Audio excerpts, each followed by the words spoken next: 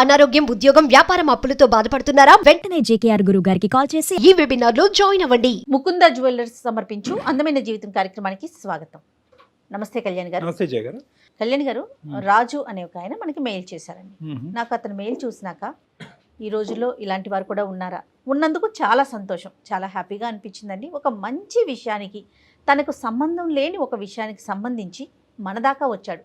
అంటే సమాజంలో ప్రతిదీ కూడా మనం కళ్ళతో చూస్తాం, మాకెందుకు మనకెందుకు అంటే ఒక మనిషి అక్కడ విలువెల్లాడుతున్నా కూడా వెళ్ళిపోతున్న రోజులు ఇవి. అవునండి.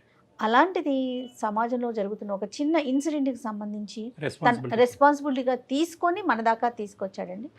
ఒక వృద్ధాశ్రమం నుంచి అక్కడ జరిగిన ఇష్యూని మనతో డిస్కస్ చేయాలని అందమైన జీవితానికి మెయిల్ చేశాడండి రాజు అని ఆయన. కాల్ చేద్దామండి, ఒకసారి మాట్లాడదాము. ఆ విషయం ఏంటో మీకు కూడా క్లియర్గా అర్థమవుతుంది. తప్పకుండా మరి ఒకసారి కాల్ చేసేస్తానండి. తప్పకుండా మేడం. హలో, నమస్తే అండి, రాజు గారండి. నమస్తే అండి, ఎవరండి? నేను జయానండి, అందమైన జీవితం ప్రోగ్రామ్ నుంచి మాట్లాడుతున్నా, సుమన్ టీవీ నుండి. నమస్కారం మేడం, చెప్పండి మేడం. ఒక్కసారి కళ్యాణ్ గారితో కూడా మాట్లాడండి అండి. అసలు అక్కడ ఇష్యూ ఏంటి, మీరు ఎందుకు మా దాకా వచ్చారు, డీటెయిల్గా మాట్లాడండి. రాజు గారు నమస్తే అండి. నమస్కారం సార్, చెప్పండి. కాదు రాజు గారు, ఏంటి అసలు సమస్య ఏంటంటే? యాక్చువల్గా ఒక అమ్మగారు ఉన్నారు, గౌరీ గారిని. ఆమె ఏమైందంటే ఒక కొడుకు అతనికి వెళ్ళిపోయాడు సార్. 3 years అయిపోయింది. ఓల్డ్ ఏజ్ హోమ్స్కి వెళ్ళాను సార్. యాక్చువల్గా వెళ్తే అక్కడ ఈమెను చూశాను సార్. చాలా బాధపడుతూ అక్కడ కొడుకు వస్తాడని ఆవేదన చాలా బాధపడుతుంది సార్. నేను ఏంటంటే ఈమెకి ఏదో ఒకటి చేయాలి. పాప ఆమె అన్ని సంవత్సరాల నుంచి వెయిట్ చేస్తుంది. అసలు ఈవిడ ఓల్డ్ ఏజ్ హోమ్ లో ఎలా ఎండప్ అయింది? కొడుకే వదిలేసి వెళ్ళిపోయాడు సార్, ఫ్రెండ్ ఇంట్లో ఉంటారని చెప్పేసి. ఓల్డ్ ఏజ్ హోమ్ అని చెప్పాలా, ఇది ఫ్రెండ్ వాళ్ళ ఇల్లు అని చెప్పాడా? ఫ్రెండ్ వాళ్ళు ఇల్లు అని చెప్పేసి వదిలేసి వెళ్ళిపోయాడు. అంటే ఇంకేంటంటే ఫ్రెండ్ ఇల్లు అని చెప్పకపోతే దీనికి ఇంకా వేరే రాద్ధాంతం ఉంటుంది, ఎక్కడ ఇతను ప్రయాణాన్ని ఆపేస్తుంది అనేటువంటి భయంతో ఫ్రెండ్ ఇల్లు అని చెప్పేసి. అంతే కదా రాజు? అంతే సార్. అది మీ ఈమెయిల్ చెక్ చేసాము, అందులో జర్మనీ అన్నాడు. జర్మనీ వెళ్ళాడు ఇతను. జర్మనీ విదేశాలు, జర్మనీ వెళ్ళిపోయాడు. మేమేంటంటే మేము ఒక అడుగు ముందుకేసే ముందు అసలు ఈ ఇన్పుట్ అంతా రిలయబులా కాదా అన్నది మేము చెక్ చేసుకోవాలి. కాబట్టి సో ఒకళ్ళ దగ్గర నుంచి వచ్చే ఇన్ఫర్మేషన్ కాదు, ఈ 4-5 దగ్గర నుంచి మీరు రాబట్టారు ఇదంతా కూడా. అవును సార్. ఆమెకి ఏదో కొద్దిగా కొడుకుని తన దగ్గర తెచ్చుకుందామని ఆస్తూ నేను ఈ ప్రయత్నం చేశాను సార్. నేను ఫోన్ చేసినప్పుడు 2 times కాల్ కట్ చేసాడు. మళ్ళీ చేస్తా ఉంటే ఒకసారి లిఫ్ట్ చేశాడు సార్. చేసి ఏమన్నాడు? లిఫ్ట్ చేసి ఇంకా ఆమె చూసుకోలేను, ఆమె పెద్ద వయసు అయిపోయింది కదా, ఇంకా నాకు పని లేదు, నాకు నా జీవితం నేను చూసుకుంటున్నాను, ఇంకా ఆమెతో నాకు ఇంకా అవసరం లేదు అన్నట్టు మాట్లాడుతున్నాడు సార్. ఎలా సార్ అది కన్న తల్లిని అట్టాగే వదిలేస్తాడు సార్, చెప్పండి. తల్లి అవసరం లేదా? ఎదురు చూస్తూ ఉంటాను పాప ఆమె. అదే రెక్కలు వచ్చాక ఎగిరిపోయాడు. అసలు ఎవరు తోడలేరు.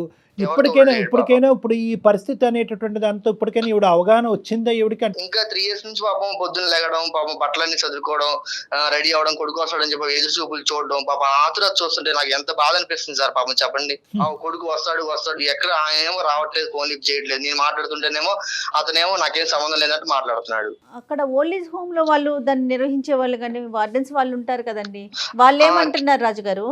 ఏమంటున్నారంటే కొంచెం కేర్ వాళ్ళు ఏం చెప్పారంటే, కొంచెం సుమన్ టీవీని వాళ్ళు అప్రోచ్ అవ్వండి, మీకు ఒక సమస్య అనేది పరిష్కారం చేస్తారంటే మిమ్మల్ని అప్రోచ్ చేయనండి మేడం. Very good. సో మీరు చేసినటువంటి ప్రయత్నాలు ఫలించలేదు కాబట్టి ఒకసారి అందమైన జీవితం ద్వారా ఒక ప్రయత్నం చేద్దామని మీరు అవును సార్ అనుకున్నాను సార్.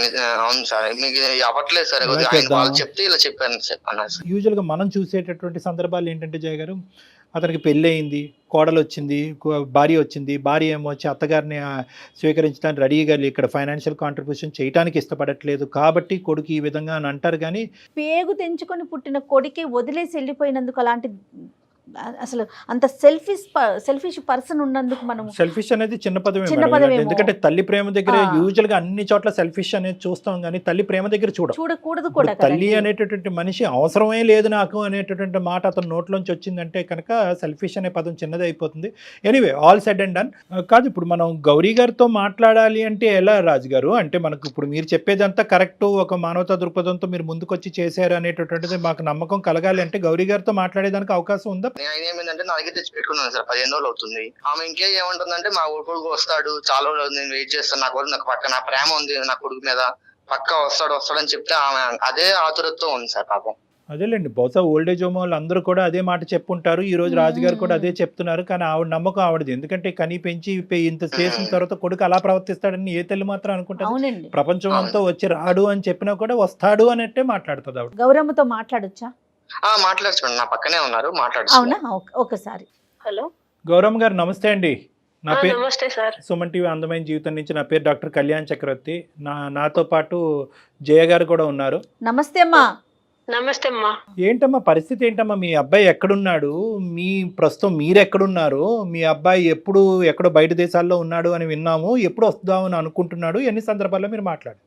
మా అబ్బాయి వస్తాడు సార్, నన్ను తీసుకెళ్తానని చెప్పి వాళ్ళ ఫ్రెండ్ ఇంట్లో 2 days ఆగు, మనకు వీసా అవి రావాలి కదా, నీకు టైం పడుతుందమ్మా, నువ్వు ఇక్కడ ఉండు, నేను పని చూసుకొని అన్ని అక్కడ సెటిల్ అయ్యి నేను తీసుకెళ్తాను అన్నాడు సార్. మా అబ్బాయి ఖచ్చితంగా వస్తాడు సార్. ఎంతకాలం వస్తే సంతోషమేనమ్మా. మీకు ఎంత ఆనందం, మాకు అంతే ఆనందం. మీ అబ్బాయి రావాలనే మేము కోరుకుంటున్నాము. కానీ ఎంతకాలం బట్టి మీ అబ్బాయి వస్తాడు అని వెయిట్ చేస్తున్నాడు? మీ అబ్బాయి మిమ్మల్ని ఎక్కడ వదిలేడు అని మీరు అనుకుంటున్నారు? వాళ్ళ ఫ్రెండ్ ఇంట్లో వదిలాడు సార్. ఇప్పుడు మీరు ఉండేది మీ అబ్బాయి వాళ్ళ ఫ్రెండ్ ఇంట్లోనా అమ్మా? ఫ్రెండ్ ఇంట్లో ఉంటే ఇంకొక అబ్బాయి వచ్చి తీసుకొని వచ్చాడు. ఇప్పుడు ఎన్ని రోజులైంది ఈ అబ్బాయి దగ్గరికి వచ్చి? 15 రోజులు అవుతుంది తీసుకొచ్చి. అమ్మా ఇప్పుడు ఇతను చెప్పినటువంటి ఒక్క అంశమే కాదు, మేము కూడా బ్యాక్గ్రౌండ్ లో మా ఎంక్వైరీస్ మేము చేసుకుంటాం. కానీ మీరు ప్రస్తుతం ఉండేటటువంటి ప్లేస్ ఒక ఓల్డ్ ఏజ్ హోమ్. లేదు సార్, ఓల్డ్ ఏజ్ హోమ్ కాదు, మా అబ్బాయి వాళ్ళ ఫ్రెండ్ ఇల్లే.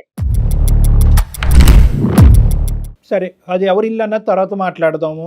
ఎన్ని సందర్భాల్లో ఈ 3 సంవత్సరాలతో మీ అబ్బాయి మీకు ఫోన్ చేశాడు, లేదంటే మీరు ఫోన్ చేసినప్పుడు మీ అబ్బాయి ఫోన్ ఎత్తాడు? సరే, ఎప్పుడు తీసుకెళ్తా అన్నాడు? తీసుకెళ్తానమ్మా, ఇక్కడ అన్ని కొంచెం చూసుకొని నేను సెటిల్ అయ్యి ఉద్యోగం చూసుకోవాలి కదా. ఇది ఎప్పుడు మాట? వస్తానని చెప్పాడు. ఉన్నాడు సార్ నా కొడుకు, అట్లా తోడు కాదు సార్. ఖచ్చితంగా వస్తాడమ్మా. కాదు, మీరు ఎన్ని రోజుల క్రితం మాట్లాడారు అతనితో, రాజుతో, మీ అబ్బాయితో?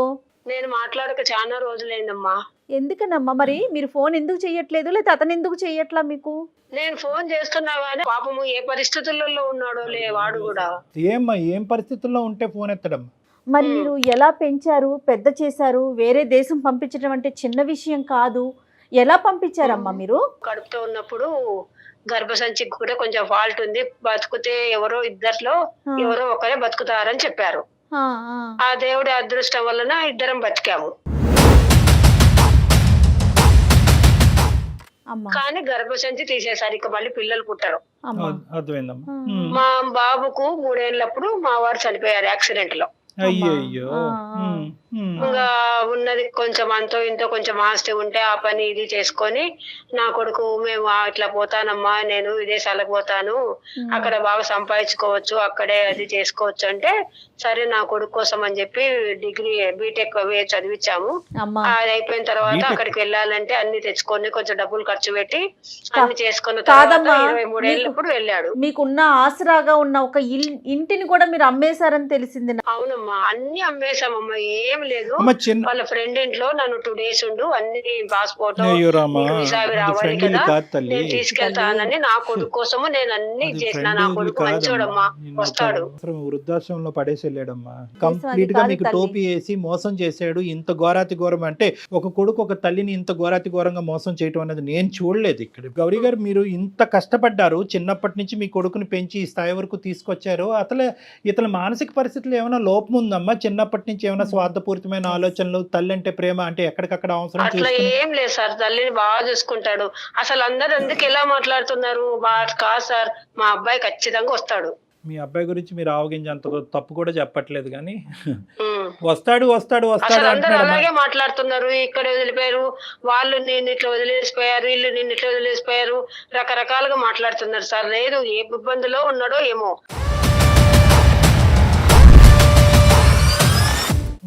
ఇప్పుడు రాజుగారు వచ్చారు. రాజుగారు ఒక 15 రోజుల పాటు మిమ్మల్ని తన ఇంటికి తీసుకెళ్లాడు. అతను కూడా పెద్ద హృదయము, గొప్ప మనిషి అతను.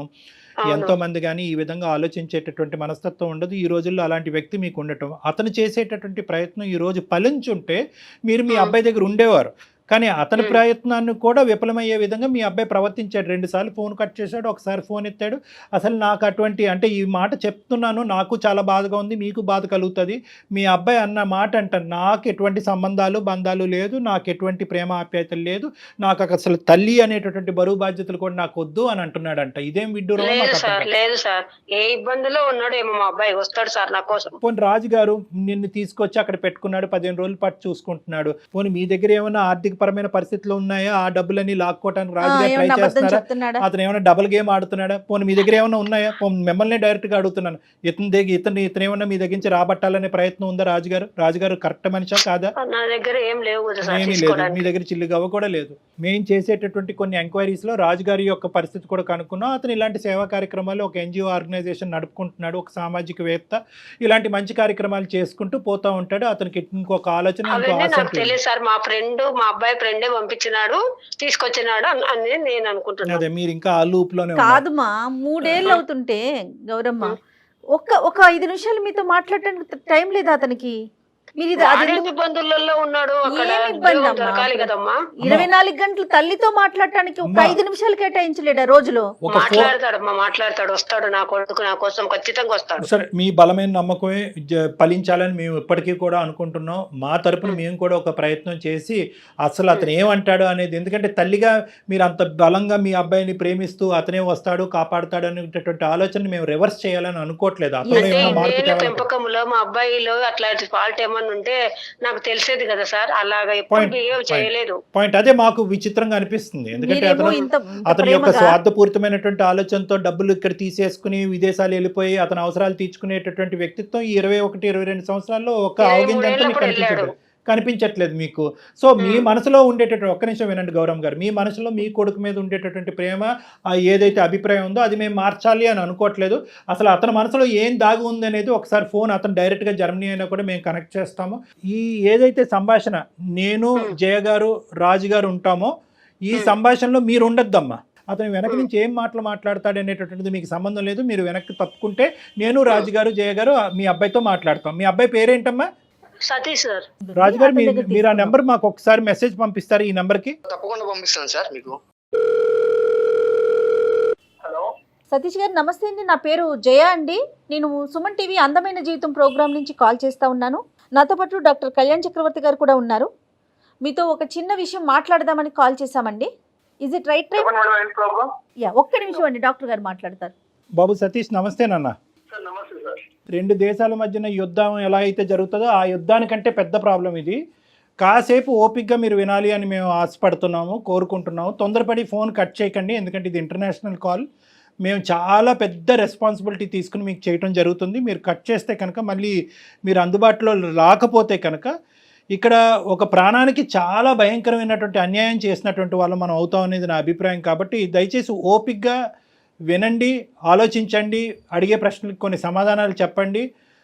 మానవతా దృక్పథంతో ఒక ఆలోచన శైలిని మలుపు తిప్పుకోవాలనుకుంటే మార్చుకునేటటువంటి ప్రయత్నం కూడా చేయండి. మేము మాట్లాడబోయేటటువంటి వ్యక్తి ఎవరో కాదు, మిమ్మల్ని కని పెంచినటువంటి మీ సొంత తల్లి గౌరీ గారి గురించి. నాకు అమ్మ లేదు సార్. అమ్మ లేదా మీకు? లేదు సార్. మరి గౌరీ గారు ఎవరు? మరి మీరు ఎక్కడి నుంచి ఊడిపడ్డారు? కాదు అసలు గౌరీ గారు ఎవరండి? గౌరీ అమ్మ లేదు అనే దానికి మీరు ఒక సమాధానం చెప్తే మేము ఒక ప్రశ్న అడుగుతాం. కాబట్టి ప్రశ్న సమాధానం ఈ యాంగిల్ నుంచి మనం వెళ్దాం, తప్పులేదు. మీకు అమ్మ లేకపోతే కనుక అది ఒక అంశం. కానీ గౌరీ గారు ఎవరు? మేము ఇప్పుడు వరకు మాట్లాడినటువంటి గౌరీ గారు ఫ్రెండ్ హౌస్ అని చెప్పి ఒక వృద్ధాశ్రమంలో వదిలేసి వెళ్ళిపోయినటువంటి ఆ వ్యక్తి ఎవరు? అసలు మీరు ఎవరు సార్? అసలు మీకెందుకు ఇవన్నీ? నాకు అవన్నీ వద్దనుకొని నా బతుకు నేను బతుకుదామని నేను ఇలా బయటకు వచ్చేసాను సార్. నేను ఇప్పుడు చాలా సంతోషంగా ఉన్నాను.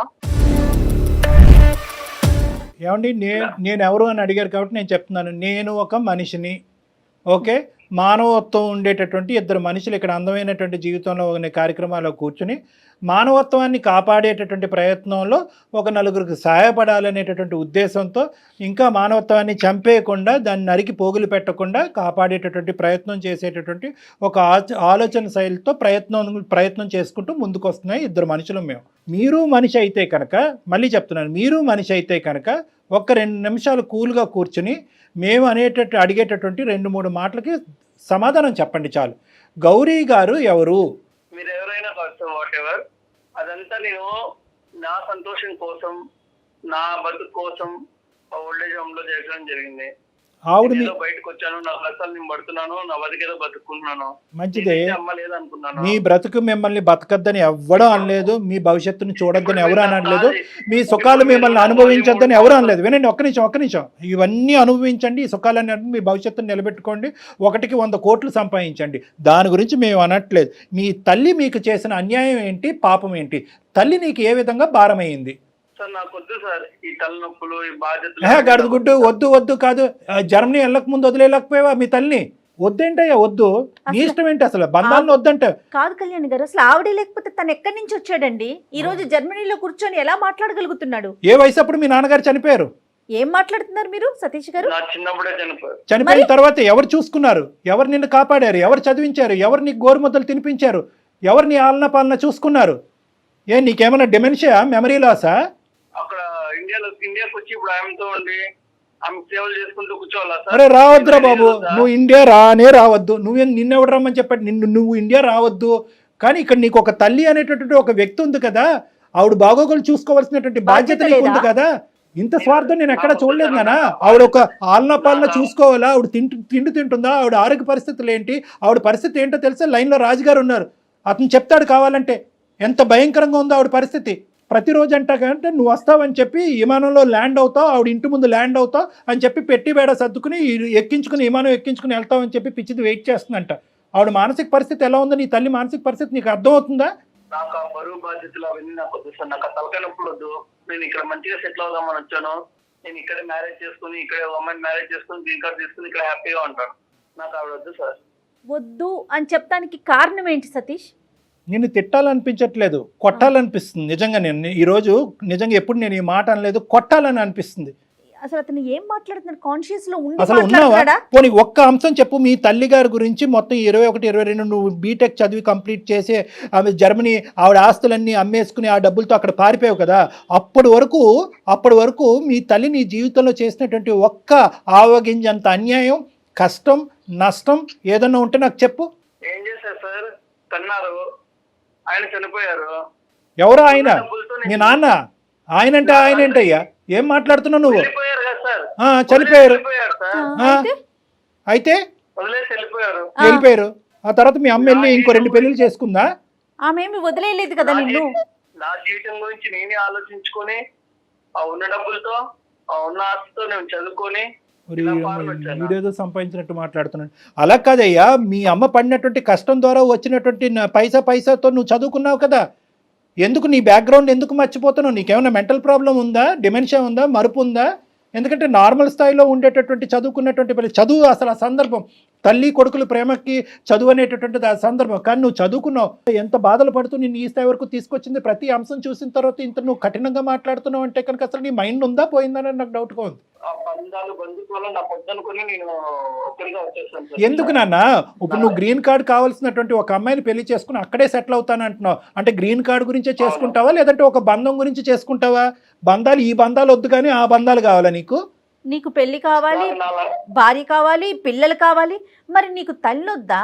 ఏ విధంగా నీ తల్లి బరువు అయింది? ఏ విధంగా నీ తల్లి నీకు అన్యాయం చేసింది నీ జీవితంలో? ఒక్క మాట నాకు చెప్పినన్నా. నిన్ను తిడితే కనుక ఫోన్ పెట్టేస్తావు అనే భయంతో ఇంకా తిట్టలేకపోతున్నాను. నువ్వు తిడితే కనుక నువ్వు ఫోన్ పెట్టేస్తావు. ఫోన్ పెట్టేస్తే కనుక నువ్వు నాకు దొరకవు. నాకు దొరకకపోతే ప్రపంచంలో ఎవరికి దొరకవు. ఆవిడ జీవితాంతం అలా పెట్టి సర్దుకుని మేకప్ వేసుకుని ఆవిడ చీర బొట్టు పెట్టుకుని అలా కూర్చుని నువ్వు వస్తావు వెయిట్ చేస్తావు, ఆవిడ పిచ్చిదైపోద్ది. కళ్యాణ్ గారు, మీరు ఒక మంచి పని ఏంటో చేశారు చెప్పనండి. ఆవిడ అమ్మ మీరు లైన్లో ఉండమాకండి, అతనితో మేమే మాట్లాడతామని. ఆ తల్లి వినిందంటే గుండె పగిలిపోయేదండి ఈ పాటికి. అతను మాట్లాడే మాటలకి. రాజుగారు, అప్పుడప్పుడు ఇతను మేము మాట్లాడితే ఇతను నమ్మట్లేదు. ఒక్కసారి మీ వర్డ్స్ లో ఆవిడ ఎంత భయంకరమైనటువంటి పద్ధతి. ఏమండి ఒక్క నిమిషం సతీష్ గారు, రాజు గారు ఒక ఎన్జిఓ ఆర్గనైజేషన్ నుంచి వచ్చినటువంటి ఒక పెద్ద మనిషి, ఒక మానవతా దృక్పథం ఉండేటటువంటి ఒక సంఘ సేవకుడు. అతను ఏంటంటే ఆ వృద్ధాశ్రమంలో చాలా మందిని చూశాడు, కానీ అందరికంటే భయంకరమైనటువంటి పొజిషన్ ఈవిడ చూసి ఇతను మనసు ఇది బాధ కలిగి అతను ఏం చేశారంటే మీకు ఫోన్ కలిపాడు. మీరేం చేశారు? 2 సార్లు ఫోన్ కట్ చేశారు. యాజ్ యూజువల్ మీకు అలవాటే కదా ఫోన్లు కట్ చేయడం. కట్ చేసి 3వసారి ఎత్తి ఆవిడ నథింగ్ డూయింగ్ అని చెప్పి ఫోన్ మళ్ళీ పెట్టేశారు. ఆవిడ ఎవరో నాకు సంబంధం లేదని పెడతారు. అయినా కానీ ఆ మనిషి అక్కడ వదలలేదు. ఆ మనిషి అక్కడ వదలకుండా ఏం చేశాడంటే కనుక అది మానవత్వం అంటే అండి, అది మనస్తత్వం అంటే. అది ఏ ప్రేమ అంటే. సంబంధం లేకపోయినా ఏ సంబంధం లేకుండా ఒక సంబంధాన్ని క్రియేట్ చేసుకున్నారు. మీరేమో వచ్చి ఉండేటటువంటి ఒక తల్లి కొడుకుల బంధాన్ని కాలుకేసి తొక్కేసుకుని ఆయన అప్పుడు పోయాడు కదండి, ఆయన అక్కడ పోయాడు అని చెప్పి చనిపోయినటువంటి మీ తండ్రిని కూడా అవమానించేటటువంటి మానసిక పరిస్థితిలో మీరు ఉన్నారు. ఒక్కసారి అతనితో మాట్లాడండి. మీ అమ్మగారి యొక్క మానసిక, ఇప్పుడు మీ అమ్మగారితో మాట్లాడితే ఎంత విచిత్రమైన పరిస్థితితో తెలుసా? ఏమండి మా అబ్బాయి గురించి అలా మాట్లాడుతున్నారు అందరూ అసహ్యంగా, ఇది తప్పండి. మా అబ్బాయి గురించి ఎవరు అలా మాట్లాడకండి. ఈరోజు కాకపోయినా రేపొద్దున మా అబ్బాయి వచ్చి నన్ను పట్టుకెళ్తాడండి. నేను ఇప్పటికీ కూడా మా అబ్బాయి స్నేహితుడి ఇంట్లో ఉన్నానండి, వృద్ధాశ్రమంలో లేనండి, ఓల్డేజ్ హోమ్లో లేనండి అని చెప్పి ఆవిడ వాదన వినిపిస్తుంది నిన్ను సపోర్ట్ చేసుకుంటూ. ఆవిడ నీ మీద ఉండేటటువంటి ప్రేమ నీకు 1000వ వంతు కూడా లేదు. 1000వ వంతు, 100వ వంతు కూడా, 1000వ వంతు కూడా లేదు. ఏం పుట్టుకయ్యా, ఏం జీవితం ఇది? చదివేసి సుఖాలు అనుభవించి మేడలు కట్టేస్తే సరిపోద్దా? తల్లి ప్రేమను కాలుతో తొక్కేస్తావా? ఒకసారి రాజుగారు మాట్లాడతారు, విను. సతీష్ గారు ఎందుకండి నాకు ఫోన్ చేసి సార్కి డిస్టర్బ్ చేస్తున్నారు? ఎందుకంటే ఏంటండి పాప ఆమె తల్లి మీ కన్న తల్లే కదా సార్. మీకు ఇప్పుడు ఆమె యొక్క జన్మ ఇచ్చి మీకు అది ఇచ్చి అన్ని పంపిస్తుంటే మీరు ఫోన్ చేస్తుంటే ఫోన్ కట్ చేసుకుంటా పాప ఆమె ఎంత ఆవేదన పడుతుందో తెలుస్తుందా? నాకు ఇవన్నీ చెప్పకండి సార్. ఏం చెప్పొద్దు కదండి. ఆమె బాధ నాకు ఎంత, మా తల్లి అనుకుని మా దగ్గర పెట్టుకొని చూసుకొని పాప ఆమె సమస్య పరిష్కారం చేద్దామని నేను వచ్చి పాప ఆమె దగ్గర 15 రోజుల దగ్గర నేనే పెట్టుకుని ఫోన్ చేసి కట్ చేస్తారు పాప. ఆమె ఇంకా మీకోసం ఎదురు చూస్తూనే ఉంది సార్. మీరు ఏం సార్ అలా మాట్లాడతారు? మీరు ఆమె పంపిస్తేనే కదా సార్ మీరు వెళ్ళింది అక్కడికి. కష్టపడి ఆమె పాపం ఆస్తులన్నీ అమ్ముకొని డబ్బులు ఉంటే మీకు పంపించాడు. ఎందుకు మీ జీవితం బాగుండాలనే కదా ఆమె ఆశ. మీరేం ఇలా మాట్లాడతారు? అవసరం లేనట్టు మాట్లాడతారు ఏంటండి, చెప్పండి సార్. ఆమె తెచ్చుకొని నేను ఇక్కడైతే పెట్టుకోలేను. సతీష్, నేను ఒకటే మాట చెప్తున్నాను. ఇక్కడ వృద్ధాశ్రమంలో పెట్టేటటువంటి పిల్లలు ఎక్కడో ఓల్డేజ్ హోమ్స్లో, మంచి పాష్ ఓల్డేజ్ హోమ్స్ ఉన్నాయి, చాలా ప్రైవేట్ ఓల్డేజ్ హోమ్స్ ఉన్నాయి. అమెరికాలోని ఇలాంటి దేశాల్లో ఉండేటటువంటి చాలామంది, వేరే విదేశాల్లో ఉండేటటువంటి చాలామంది పిల్లలు అక్కడ పెడుతున్నారు. వాళ్ళకి కావాల్సినటువంటి అవసరాలు కల్పిస్తున్నారు, సదుపాయాలు కల్పిస్తున్నారు, మెడికల్ ఇన్సూరెన్స్లు కడుతున్నారు, మెడికల్ ఫెసిలిటీస్ అవైలబుల్ చేస్తున్నారు. సో వాళ్ళందరినీ మనం అవమానించట్లేదు. ఇక్కడ మేము చెప్పేది ఏంటంటే మీ అమ్మను పట్టుకెళ్తారా లేదా అనేటటువంటి అంశం గురించి మేము ఇక్కడ మాట్లాడట్లేదు. మీ అమ్మగారు ఎక్కడైతే ఉన్నారో అక్కడ సుఖంగానే ఉండటానికి రకరకాల మార్గాలు ఉన్నాయి. ఒక ఫోన్ కాల్ సరిపోద్ది. అమ్మ అన్నం తిన్నావా, పడుకున్నావా, నిద్ర పడుతున్నావా, టైంకి మందులు వేసుకుంటున్నావా, చాలదా? ఇప్పుడు ఏదో నిన్ను తీసుకెళ్ళి నీ భుజస్కంధాల మీద పెట్టుకుని మోయవలసినటువంటి తల్లి ప్రేమ అనేటటువంటిది ఏదో ఉంటుందో, తల్లి కొడుకుల మధ్యన ప్రేమ, అది ఇచ్చి పుచ్చుకోమంటున్నావు. అయ్యా బాబు, నువ్వు ఎక్కడ దొరికావు మాకు? దానికి బరువు ఏంటి? మీ అమ్మ ఏదో ఆటోమేటిక్గా అక్కడి నుంచి వచ్చి ఒక సముద్రంలోంచి వచ్చేసో లేదంటే విమానం నుంచి వచ్చేసో నీ పక్కనకు వచ్చి ఉంటాను అనే అంత ఫీల్ అవుతున్నావు ఏంటి? నువ్వు నాకు అర్థం కావట్లేదు. 3 ఏళ్ళు అయింది కదా, మీకు అమ్మని చూడాలని అనిపించట్లేదా? చూడటం పక్కన పెట్టండి మేడం, ఫోన్ ఎత్తే చాలు. కనీసం మాట్లాడాలని కానీ చూడాలని కానీ. డాక్టర్గా నా దిక్కు తోచినటువంటి పరిస్థితి. ఎందుకంటే నిన్ను తిట్టలేను, కొట్టలేను, ఎందుకంటే ఎదురుగుంటా లేవు, ఎక్కడో దేశాల్లో ఉన్నావు. కొడితే తిట్టే నీకు కోపం వస్తుంది, నువ్వు ఫోన్ కట్ చేస్తావు. ఫోన్ కట్ చేస్తే కనుక ఎవరు బాధితులు? మేం కాదు బాధితులు, ఆవిడ బాధితురాలు. నేను ఇప్పటికీ కూడా ఒకే పాయింట్ నాకు అర్థం, నీ మీద కోపం వస్తుంది, నువ్వు ఎక్కడి నుంచి ఊడిపడ్డావు, నువ్వు ఎవరికన్నారు, తల్లిని అలా మాట్లాడతావేంటి, తండ్రిని అలా మాట్లాడతావేంటి అని ఇలా రకరకాలు అన్నా కూడా ఏదో ఒక కలత నీ మనసు లోపల ఉంది అనేది నాకు అనిపిస్తుంది. ఏం జరుగుతుంది ఇక్కడ సతీష్? నీ మనసు మార్చడానికి నేను ఎటువంటి ప్రయత్నం చేయాలి? జర్మనీ రమ్మంటావా? వస్తా. ఏం సతీష్ చెప్పు నాన్న, ఏంటి అసలు నీ మనసులో ఏంటి? చిన్నప్పటి నుంచి నువ్వు ఎదిగినటువంటి విధానం, పద్ధతులు అవి చెప్పు, ఏమైంది? నాకు ఏం చేయాలో అర్థం కావట్లేదు సార్. చిన్నప్పటి నుంచి అన్ని బాధలు, అన్ని కష్టాలు, ఏం చేయాలన్నా ఎవరు సపోర్ట్ ఉండేటోళ్ళు కాదు. కానీ అమ్మాయి కదా నాన్న నీ గురించి కష్టపడింది, మరి అమ్మనే ఎప్పుడు నో అంటున్నావు ఏంటి? నాకు అర్థం కావట్లేదు ఈ డైలమా. ఆవిడని చూస్తే నాకు బాధ వేస్తుంది సార్. అమ్మని చూస్తే నీకు బాధగా ఉందా? నేను చాలా కష్టాల్లో పుట్టి పెరిగాను సార్ నేను. అవును అవును, అమ్మ నువ్వు ఇద్దరు అన్ని నాకు నేనే చూసుకున్నాను. అమ్మని ఏమన్నా అడిగినా అమ్మ దగ్గర ఏమి ఉండేది కాదు. కాలేజ్ ఫీజు అవి మాత్రం అటు ఇటు అడ్జస్ట్ చేసేది, కానీ చాలా కష్టపడేది సార్. కానీ ఇప్పుడు నువ్వు అంటే నాకు ఇదంతా అర్థం అవుతుందని, కానీ ఇప్పుడు అమ్మ మొహం చూస్తే ఎందుకు నువ్వు అంత ఇది ధిక్కరిస్తున్నావు? ఎందుకు అమ్మ మొహం చూడకూడదు అనుకుంటున్నావు? అమ్మ మాట వినకూడదు అనుకుంటున్నావు? అమ్మ మొహం చూస్తే నేను ఉండలేను సార్. ఆ జ్ఞాపకాలన్నీ మొత్తం నా కళ్ళ ముందే ఉంటాయి సార్. నేను దాన్ని ఏ పని చేయలేకపోతాను ఉంటే. అమ్మని చూస్తే అవన్నీ గుర్తొస్తున్నాయి కాబట్టి ఆ పాత జ్ఞాపకాలు మూసేయటానికి ఏకైక మార్గాన్ని నువ్వు ఎంచుకున్న మార్గం ఏంటంటే తల్లే లేదు అని అనుకోవటం, అంతేనా? అంతే సార్. లాస్ట్ కి నేను మొయలేను సార్. నేను బంధుత్వాలు మొయలేను. అవల్ ఏం లాజిక్ రా దేవుడా. చిన్నప్పటి నుంచి పడ్డది చాలు సార్. నువ్వు పడిన బాధ గురించి బాధపడ్డారా సతీష్? మీతో పాటు అమ్మ బాధపడలేదా? నాకెందుకు ఈ బాధ్యతని మిమ్మల్ని ఎక్కడైనా వదిలించేసుకున్నారా? కానీ నువ్వు చెప్పే లాజిక్ ఒక్కసారి ప్రేక్షకులు అది మ్యాచ్ అంటే అతనికి అది లాజికల్ గా అనిపిస్తుంది. అంటే అతను ఏంటంటే నన్ను at the end of the day నువ్వు ఎంత ఏడ్చి ఎంత జుట్టు పీక్కుని బాధ పెట్టుకుని బట్టలు చింపుకుని ఏడ్చినా కూడా at the end of the day మేము దీనికి పెట్టేటటువంటి పదం స్వార్థం. ఆ స్వార్థం అనేటటువంటిది చిన్న పదం అనుకుంటే కనుక ఇంకా పెద్ద పదం వాడండి డాక్టర్ గారు అని ప్రేక్షకులు ఎవరన్నా కోరుకుంటే నేనైతే మాత్రం నీకు నచ్చినా నచ్చకపోయినా దాన్ని రాక్షసత్వం అంటాను. రాక్షసుల యొక్క తల్లిదండ్రులను కూడా వాళ్ళు ప్రేమిస్తారేమో, ఇంత ఘోరంగా ఎవరు మాట్లాడరు నాన్న.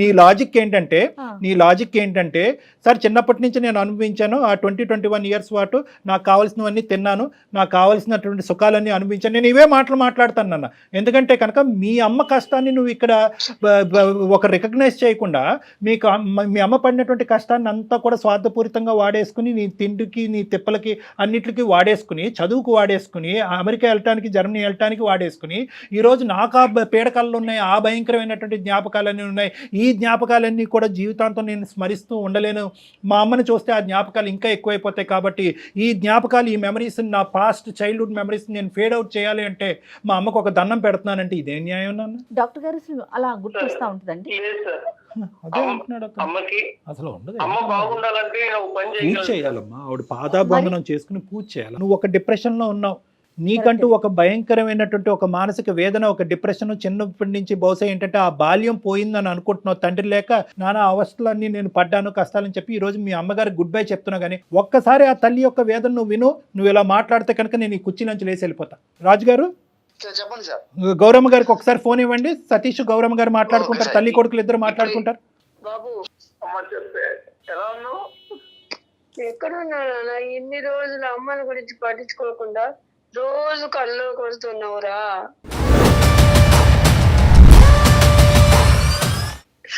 ఇలా వదిలేసి వెళ్ళిపోయావు, ఎలా ఉండాలి నేను ఒక్కదాన్ని?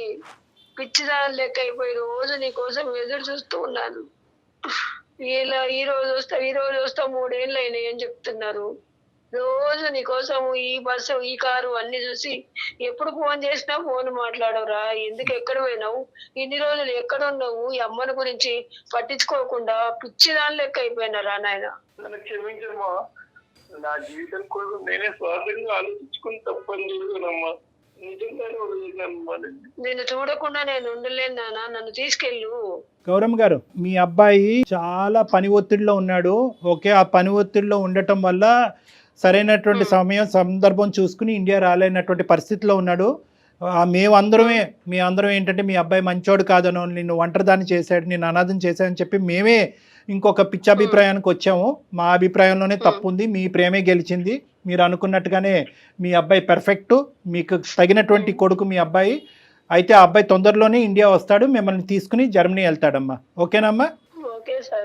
ఓకే. మీరు ఒక్క 2 నిమిషాలు మీరు పక్కకు తప్పుకుని ఒకసారి మన రాజు గారికి ఫోన్ ఇవ్వండి అమ్మా. హలో రాజుగారు, చెప్పండి సార్. ఇప్పుడు మనం మాట్లాడుకునేది మళ్ళీ ఆవిడకి వినిపించకూడదు, ఎందుకంటే ఇది ఓన్లీ ఏంటంటే మన నలుగురు మధ్యనే ఉండాలి ఈ అంశం. ఎందుకంటే ఈ అబ్బాయి ఆలోచన శైలిలో ఇటువంటి యాంగిల్ ఉన్నది అనేది కల్లో కూడా తల్లి వరకు తెలియకూడదు. ఓకేనా? ఓకే.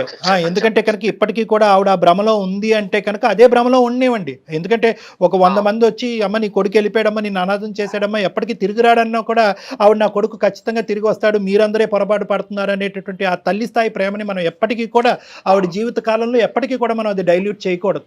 సో సతీష్, మీకు నేను కౌన్సిలింగ్ చేసి మీకు ఒక కనువిప్పు కలిగించి ఒక అవగాహన కలిగించేటటువంటి ప్రయత్నం చేసాం. అందులో మేము సక్సెస్ఫుల్ అయ్యామని మేము అనుకుంటున్నాం. కాబట్టి ఇంకొక మినిట్ కూడా నువ్వు అక్కడ ఉండకుండా నువ్వు ఇమీడియట్గా టికెట్ బుక్ చేసుకుని నువ్వు ఇండియా వచ్చి అవకాశం ఉంటే కనుక వీసాకి అప్లై చేసి ఇమీడియట్గా మీ అమ్మగారిని ఆ వృద్ధాశ్రమం నుంచి మీ జర్మనీ ఎక్కడికో తీసుకుని వెళ్ళండి. ఆల్ ద బెస్ట్ నాన్న.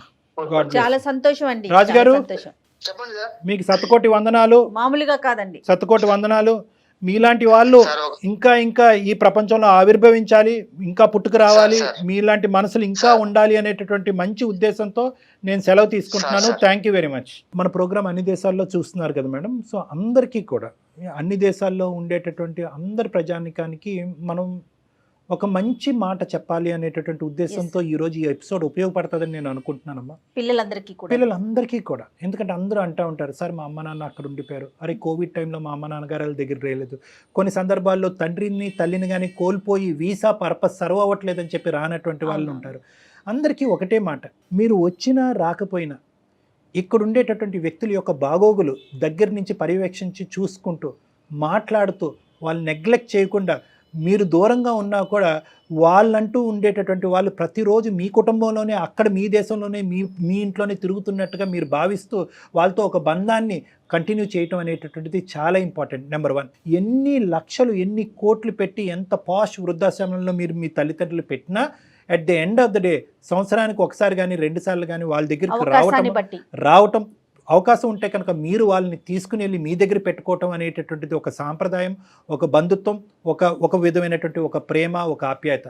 దీన్ని ఎప్పటికీ కూడా మనం నెగ్లెక్ట్ చేయకూడదు. రైట్. ఇవన్నీ లేనప్పుడు ఈ బంధం అనేదే లేనప్పుడు మనకి కొన్ని కోట్లు సంపాదించుకొని ఏం ఉపయోగం అండి? అంతే కదా కళ్యాణ్. అంతే. ఇప్పుడు ఇదివరకు లాగా కాదు, వీడియో కాల్స్ వచ్చేసినాయి, చక్కగా చూసుకుంటూ మాట్లాడుకోవచ్చు. టెక్నికల్గా మనం చాలా ముందున్నాం కదా. మీరు అన్నట్టు ఒక్క 5 నిమిషాల తల్లిదండ్రులతో ఒక్క 5 నిమిషాలు రోజుకి మాట్లాడగలిగితే బహుశా గౌరమ్మ లాంటి వాళ్ళు ఉండరేమో అని. ఎందుకంటే ఇప్పుడు ఈ కేసులో కూడా చూసారు మేడం, ఆ అబ్బాయి మనసులో కూడా తల్లి అంటే ప్రేమ ఉంది. ప్రేమతో పాటు ఆ చైల్డ్హుడ్ జ్ఞాపకాలకు సంబంధించినటువంటి ఒక భయం కూడా అతను. ఇప్పుడు మాకులాగా వినే వాళ్ళకి ఏమనిపిస్తుంది అంటే చాలా ఫూలిష్గా ఆలోచిస్తున్నాడు, చాలా షెల్ఫిష్గా ఉన్నాడు అనిపిస్తుంది. కానీ ఇప్పుడు మీరు యాజ్ ఎ డాక్టర్గా మీరు చెప్పేది అంటే తనకి ఆ చిన్ననాటి జ్ఞాపకాలు అలా ఉండిపోయినాయి, మళ్ళీ అందులోకి వెళ్ళిపోతానేమో అనేటువంటి ఒక ఫోబియా కూడా ఉంది మేడం. సో దాని గురించి ఆ ఫోబియాని ఫేస్ చేసే దానికంటే ఆ ఫోబియాకి కారణమైనటువంటి అంటే ఆ ఫోబియాకి సంబంధించినటువంటి ఒక జ్ఞాపకం ఎవరంటే తల్లి, కాబట్టి తల్లినే దూరం చేసుకునేటటువంటి. చేసుకోవాలనుకున్నాడు. రైట్ కళ్యాణ్ గారు, నమస్తే. Thank you.